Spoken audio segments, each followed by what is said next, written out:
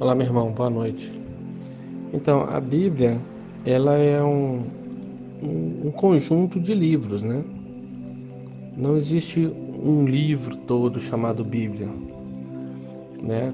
E quando fala assim, a Bíblia diz isso, a Bíblia diz aquilo, na verdade é uma força de expressão, porque a Bíblia não diz nada, a Bíblia não é uma pessoa. Bíblia significa biblioteca, é um conjunto de livros. Então a gente precisa saber o seguinte, ó, tal livro, no autor tal falou isso. Assim, ó, Paulo falou isso, Pedro disse isso, João disse aquilo, Mateus já falou assim, Moisés já disse de outro jeito, entendeu? Cada um escreveu à sua maneira, né? Ao seu jeito, da forma como entendia. Então, assim, o povo judeu era uma tribo, né? Os hebreus surgiram ali, de Abraão, que deu origem a Isaac, que Isaac gerou Jacó, Jacó teve 12 filhos, deu origem a algumas tribos. Essas tribos cresceram e se estabeleceram por um tempo, depois foram para o Egito, se tornaram escravos. Aí surge a figura de Moisés, que era um hebreu, mas que foi criado como filho do faraó. Então, entre os hebreus, ninguém sabia ler e escrever essas coisas, porque eles estavam escravos no Egito. E eles passaram lá, a Bíblia fala em 400 anos de escravidão. Então, esse tempo que eles ficaram escravos lá, o escravo não tinha direito a estudo, não tinha direito a nada, a não ser comer, descansar para poder trabalhar melhor no dia seguinte. Isso foi por bastante tempo, até que surge então a figura de Moisés. Moisés, um homem culto, sábio, foi criado como um filho do faraó, teve acesso a todo o conhecimento que se tinha na época, conhecimento sobre doenças, conhecimento sobre contaminação de doenças, problemas com alimentos, conhecimento de matemática, né, de política, a história do Egito. Então foi um homem que tinha conhecimento e principalmente sabia ler e escrever. Então quando Moisés tira o povo do Egito e leva para o deserto, ali naquele povo só o Moisés sabia ler e escrever. O resto era tudo escravo, haviam sido escravos. Então Moisés escreveu os 5 primeiros livros, que é o chamado Pentateuco: Gênesis, Êxodo, Levítico, Números e Deuteronômio. Quando Moisés morreu, o povo hebreu, que tinha Moisés como um herói, claro, né, porque Moisés tinha tirado o povo do Egito, da escravidão, transformou o povo numa nação. Então, ele era realmente um grande homem na história dos hebreus. O que os hebreus fizeram? Olha, esses escritos aqui de Moisés são sagrados. Em nenhum momento Deus, em algum momento, falou assim, olha, povo, reúna agora porque esses 5 livros que vocês têm aí é uma Bíblia. Não, isso não existiu. Esse povo judeu é que falou assim, olha, temos que guardar isso aqui porque isso aqui é a sabedoria de Moisés. Então era chamado de a lei. Essa é a lei, que é a Torá, né? O tempo passou, depois de Moisés nós tivemos Josué, aí tá lá o livro de Josué também. Josué escreveu, o povo falou assim, opa, mais um livro importante para a nossa história, que também Josué foi um grande homem, sucessor de Moisés. Agora a Torá não tinha mais só 5 livros, agora já tinha 6, o livro de Josué. E aí vai. Depois vem a história dos juízes, aí vem a história dos reis, as crônicas, a história dos reinados. Depois começam a surgir os profetas, começam a escrever também. E de acordo com que o tempo vai passando, esse povo, esses hebreus, vão acumulando esses livros, vão guardando. Tudo que tinha de interessante é igual a gente compra livro, lê, coloca na prateleira, a gente não joga fora. E a gente vai guardando. Com o passar do tempo, alguns livros a gente descarta porque a gente não gosta, não sente interessante, mas aqueles preferidos são mantidos, quase como relíquias, né? Cada um tem lá os seus livros na sua prateleira. Esses aqui são as minhas preciosidades, os melhores livros que eu já li. Bom, Isso aconteceu entre os hebreus. E eles foram reunindo livros. Então, quando aconteceu da vinda de Jesus, a Bíblia, o que nós conhecemos como Bíblia, era só os livros do Velho Testamento. E eram aqueles livros que os judeus haviam acumulado há alguns anos, que é a Torá. Só que a Torá agora não era só 5 livros de Moisés, tinha 5 livros de Moisés. Tem as histórias dos juízes, a história dos reis e a história dos profetas. Né? Essa era a Bíblia até então. Aí veio Jesus. Depois de Jesus, alguns anos depois da sua morte, ressurreição, o povo começou então a acumular livros agora da era de Jesus, da época de Jesus. E aí começou a surgir evangelhos de todo tipo. Tinha evangelho segundo Maria Madalena, evangelho segundo Pedro, evangelho segundo Tomé, o evangelho segundo Judas, e assim por diante. E foi surgindo todo tipo de evangelho. E aí também tinham as cartas, né? Quando alguém, Paulo, por exemplo, dá um exemplo de Paulo, que é mais comum, ele fundou igrejas em várias regiões, em várias cidades. Lá em Corinto, na Tessalônica, em Colosso, né? Em Roma, e assim por diante. Ele foi fundando igreja em todos os lugares. Em Éfeso. E depois ele ficou preso. Nessa época que ele ficou preso, ele não podia mais visitar as igrejas, estava preso. O que ele fazia? Ele escrevia cartas. Ele escrevia essas cartas e mandava essas cartas para as igrejas. Então, assim, eu escrevi uma carta lá para o pessoal de Colosso. Escreveu a Epístola aos Colossenses. Mandava a carta. Depois eu vou escrever uma carta para o pessoal de Éfeso. Aí você escreveu lá Epístola aos Efésios. E foi escrevendo cartas enquanto ele estava preso. Depois ele morreu, porque o povo fez: nossa, essa carta de Paulo aqui é importantíssima. Olha o tanto de ensinamento que ela nos traz. Paulo, quando estava escrevendo, não fazia nem ideia que isso um dia, aquela carta que ele estava escrevendo, seria um dia uma carta que serviria para a humanidade inteira. Ele não tinha essa noção. Ele estava escrevendo cartas, ele escreveu carta para Timóteo, não era nem igreja, escreveu carta para Tito. E aí, na era cristã, então, começou a acumular uma nova biblioteca, não é? Uma coisa era a Torá, que era a lei. A outra coisa era as cartas de Paulo, os evangelhos sobre Jesus e tal. Bom, o negócio foi ficando incontrolável, porque imagina, quantos outros livros começaram a surgir naquela época. Até que a igreja, então, se reuniu e falou assim: olha, precisamos botar ordem nessa bagunça. Precisamos controlar isso aí, porque tá surgindo carta e livros de tudo quanto é lado, e alguns não são nem dignos de crédito, sabe? Tem histórias aí que não tem nada a ver. O pessoal viaja na maionese. Aí então reuniram, aí juntou o Papa, os cardeais, fizeram um concílio. Nesse concílio, eles tinham que decidir quais livros eles iam aceitar como válidos e quais livros eles iam recusar. Então, nessa época, eles escolheram os 4 evangelhos que estão na Bíblia. Os outros eram em torno de uns 50 evangelhos que existiam na época. Então, eles tiraram apenas 4. Falaram assim: bom, o de Mateus é legal.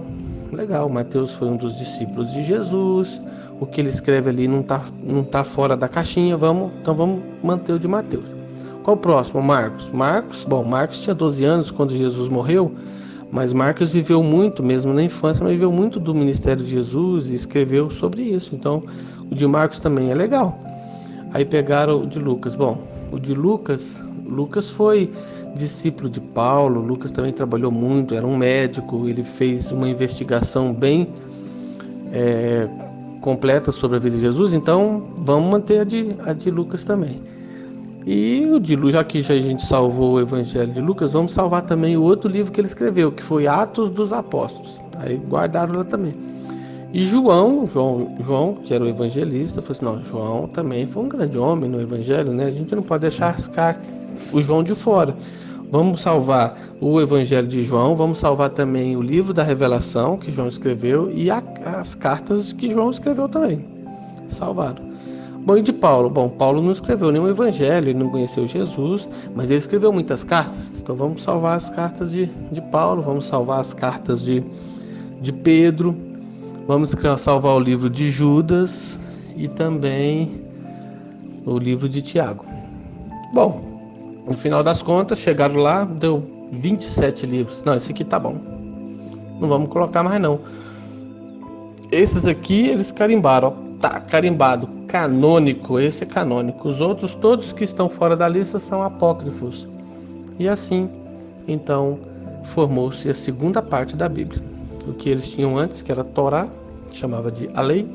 Agora nós temos o Novo Testamento. Aqui lá é o Velho. Agora nós vamos ter um Novo Testamento. Vamos dizer assim, reformar a Bíblia. A gente tinha a biblioteca do povo hebreu, do povo judeu. Agora nós temos uma nova biblioteca, um Novo Testamento que é da era cristã.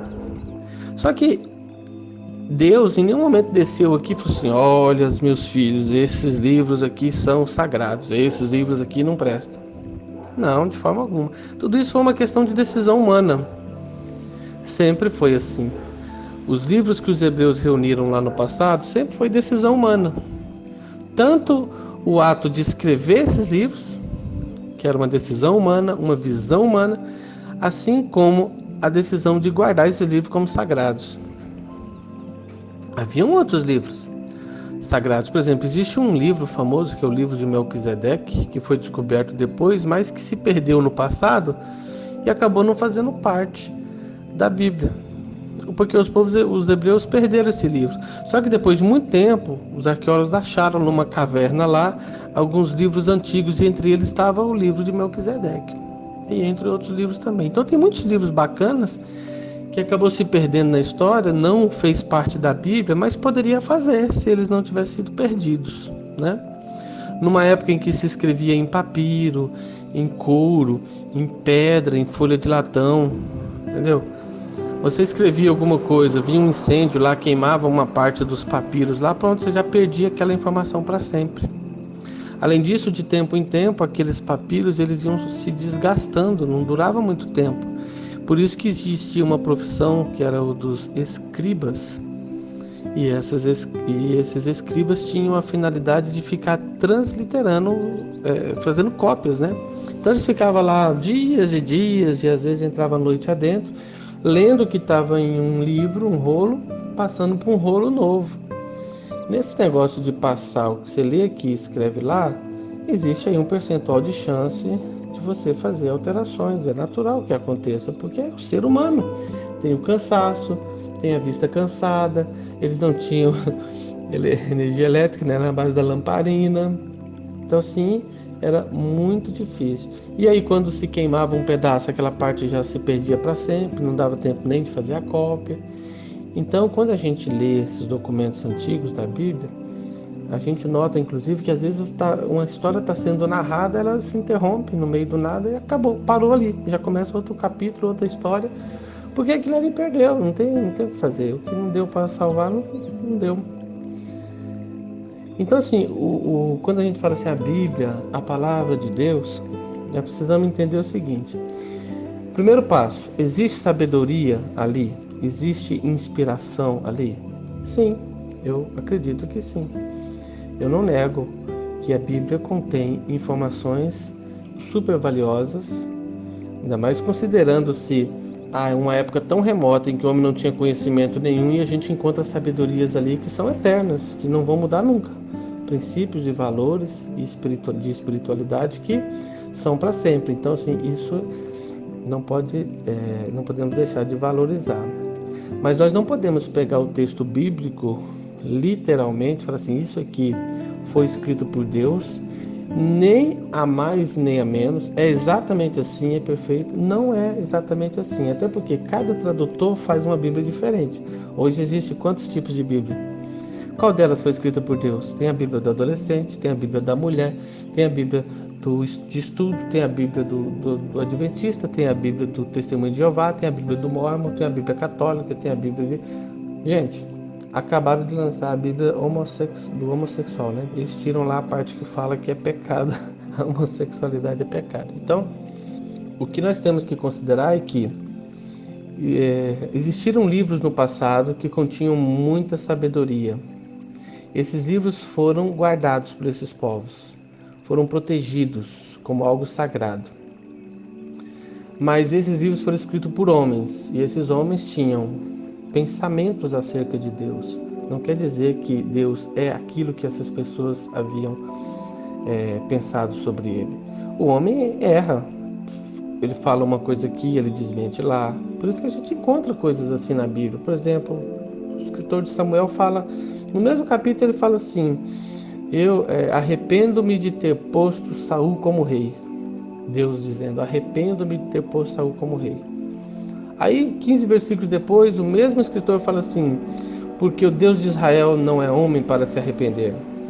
Então, assim, é natural, porque é homem. O homem estava escrevendo aquilo. Então, ele vai acertar em algumas coisas e vai errar em outras coisas. Isso é natural.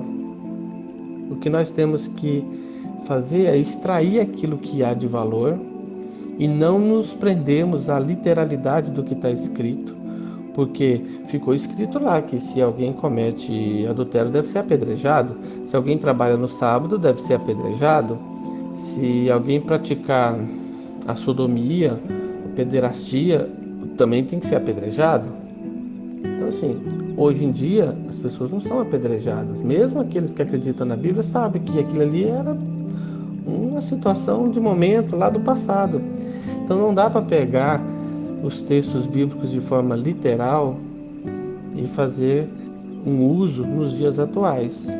Muitos pastores hoje estão muito bem cientes, né, dessa necessidade. Recentemente um pastor comentou que a Bíblia precisava ser atualizada para os conceitos dos dias atuais. E aí muita gente fez aquele auê, aquela preocupação de como é que fala isso, dizendo que a Bíblia está desatualizada e tal. Mas isso é fato.